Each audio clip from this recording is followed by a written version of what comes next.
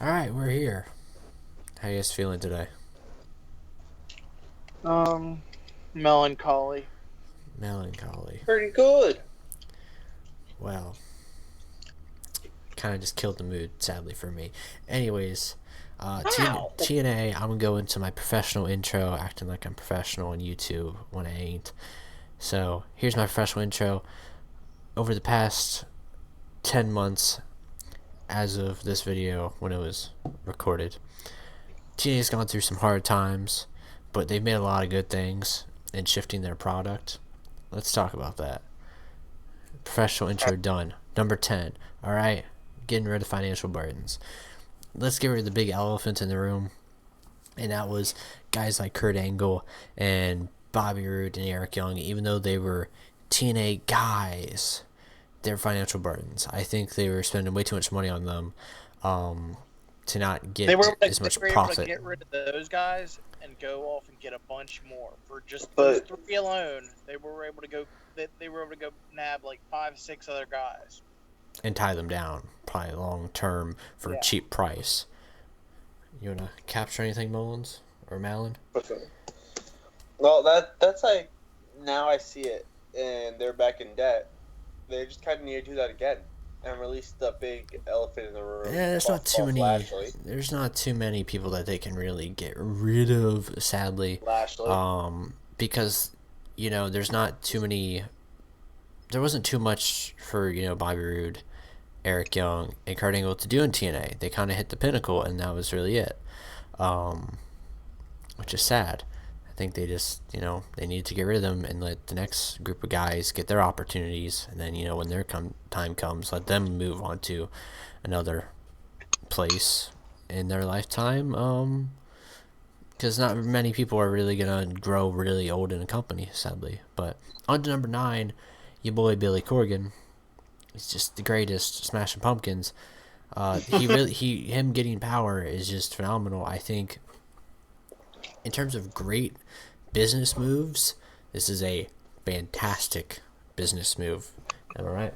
Because Billy Corgan, that man can captivate an audience. Alright? He's like your hipster grandfather that used to be in a rock band, that when you went through the attic and you found his like old vinyls or whatever, and you just found like a whole bunch of just his cool stuff and like signed guitar, and you're like, my grandpa was a cool guy, and then he owns a wrestling company by the end of 2016, basically. So that's just another layer. On to number 8, though, Gail Kim in the Hall of Fame. I think that was a great move. It's revolutionary. There is definitely the big rumor of AJ Styles. However, probably wasn't going to happen.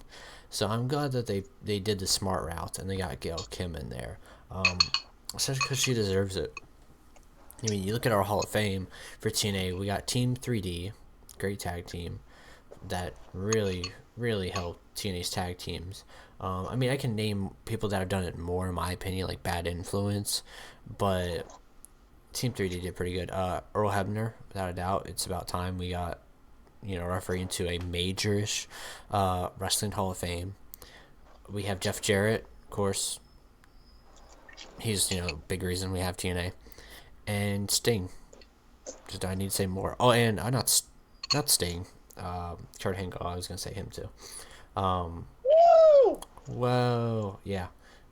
You killed the mood, Mullins, when you said melancholy. Melancholy. All right. Next one we have coming in at number 7, Grand Championship. I think that was a pretty bold move for them to take. But at the end of the day, I think it was a good decision. I love the title. Ultimately, I hate the match type. I'm not big on the... See, I think because we had it so much for that tournament, it really kind of hurt it. But at the same time, I think it made it too overused. I think going forward, now that we're only going to see it, only when that title's defended. Once a week? I mean, when the title's defended. I don't think the title should be defended every single week. But,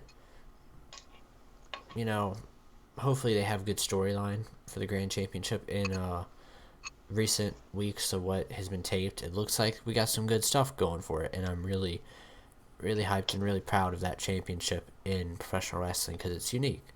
All right, coming up next for number 6 is Lashley's title reign.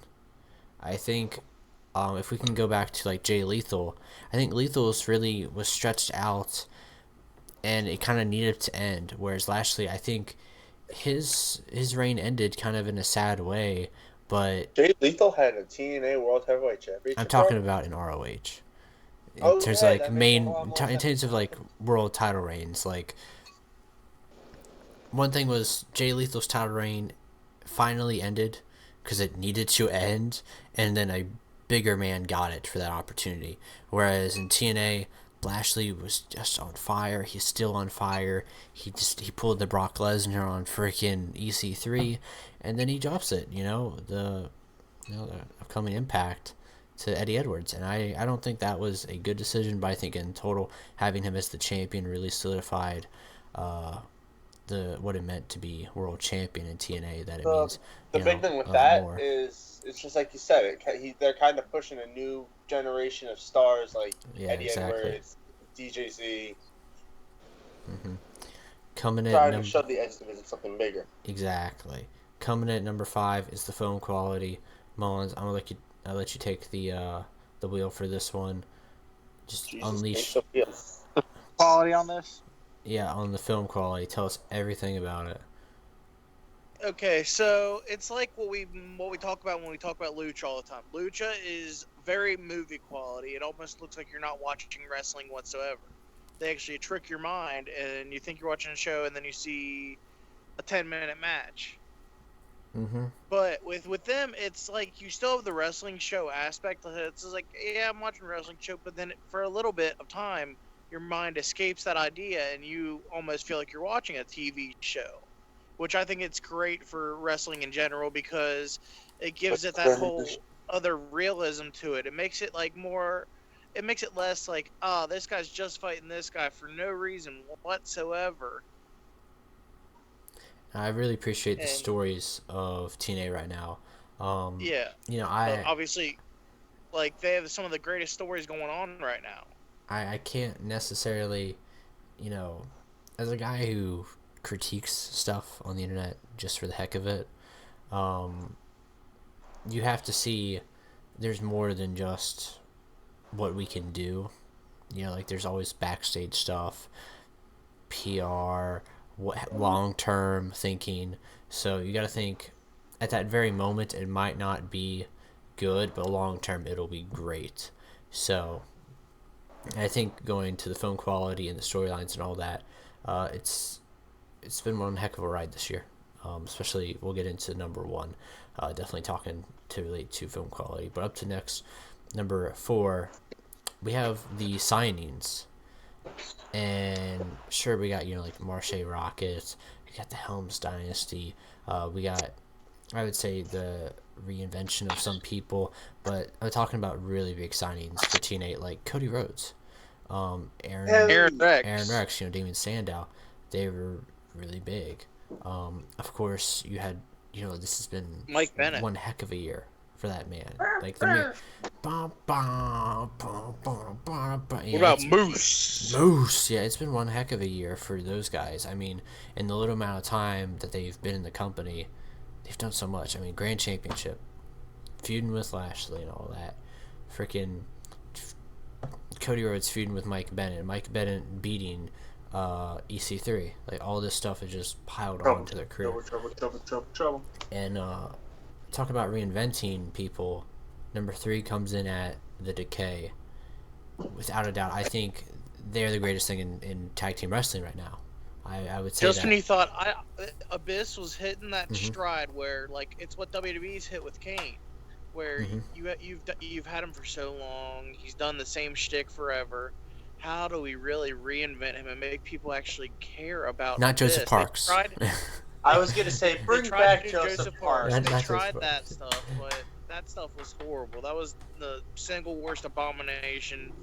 It worked TNA for 1 week. Ever committed character-wise. It's because they got rid of the thing he was known for, which was the Monsters Ball. Because I would watch stuff where it would be like Judas Macias taking on Joseph Parks, Joseph Parks would win the Monsters Ball match, and the highlight of that Was when he bled. would be like a little bit of blood on Joseph Parks, but it would be from like a punch. It wouldn't be from like Janice or anything like that. And so I think changing Abyss, instead of that mask thing was really crappy. I'll admit that changing the mask was really crappy, but I think putting the face paint on him, and he's not Joseph Parks with the face paint, he is still Abyss with that face paint, is really, really good. And I think their tag title reign as the Decay was phenomenal. Sadly, it had to end because I think there just was no one to one up them, and now that's what I kind of worry about. Is like they're gonna have to shift back and forth with the people we're gonna talk about as number one. But to go to number two, X Division. All right, people are very 50-50 on this one, but I'm going to really say we're hitting a boom period in the X Division because it's really making stars and it's really helping out the careers of people. Sure, we've had Mike Bennett as X Division champion, but they've said it before. It's literally the division of no limitations, and I'd rather see Mike Bennett as X Division champion for one stupid week or two, than a long term, Abyss or something like that. That wouldn't really make sense. But the X Division, Samoa Joe was X Division champion at one point. We got to remember that. So was Angle. Yeah, I think the X Division in 2016. Heck, this year Lashley was X Division champion for a bit. I don't want to talk about that, but in terms of the actual X Division of guys, not the title, because I think the title is its own entity at this point, which is sad. The entity of the X Division title doesn't really allude to this X Division of cruiserweight guys or those high flyer guys. It's just another belt that has prestige that anyone can capture up and be like, I'm holding this division hostage, if you look at it that way. And it's very interesting. What? When Abyss did it. Well, at the same time, Lashley hold the title hostage for that division. Eddie Edwards had to be like their saving grace for that. Wasn't busy though. But they kind of just vacated the title. So yeah, they just kind of like said, yeah, I'm done with it. See you later. So, but I think in terms of those guys, you got Marseille Rocket who's coming in. Yeah, DJ Z. Great guy. DJ Z, Helms Dynasty, Andrew Everett, and Trevor Lee. My boy Trevor Lee. Braxton Sutter, Rockstar Spud. Spud, Manders, Mark Andrews, my boy right there also. Longtime fan of him. He's one of the guys, so low key, I think he should get the title. Not low key, but I mean like high key. Very high key. High key. Mark Andrews should get that title. But on to number one now.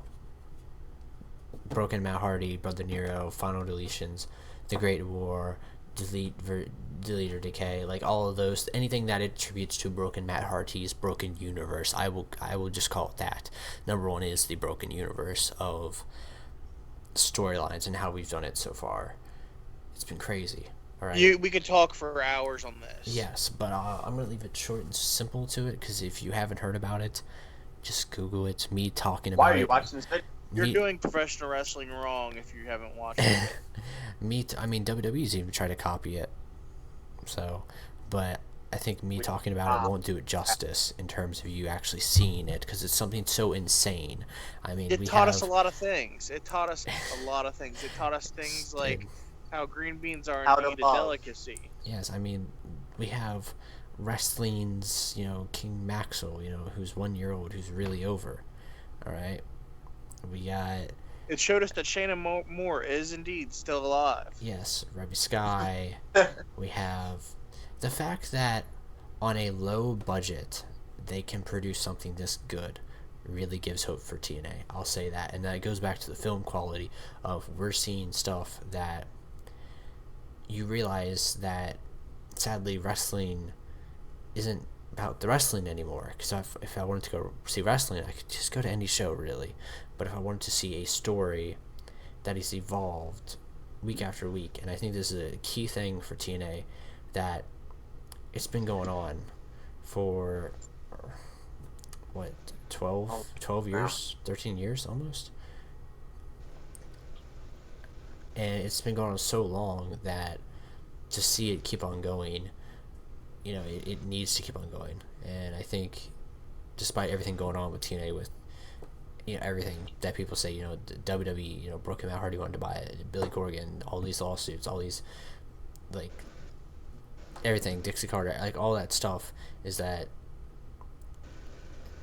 what TNA is now is what it should have been during that era of, like, 2009 when stuff was going really south, that this really could have put them over the top. And this really, Imagine if that whole era that was led by Bischoff and Hogan, imagine if that never happened, and instead they replaced it with this. Imagine where it would be at this current stage in 2016. Yep. And I'm just going to end there, but I think TNA 2016 was definitely, it was a good year. It was a great year. I mean, we've got 2 more months left of it. I don't see them. They've already done all the tapings, so I'm going to say I don't see them really screwing up now. But we'll see in January what the We'll see at impact is. the final decay or whatever they're calling that. Total nonstop deletion. We'll see Total nonstop deletion. what the future holds for TNA and how 2017 is going to be. What type of year they're going to give as a first impression.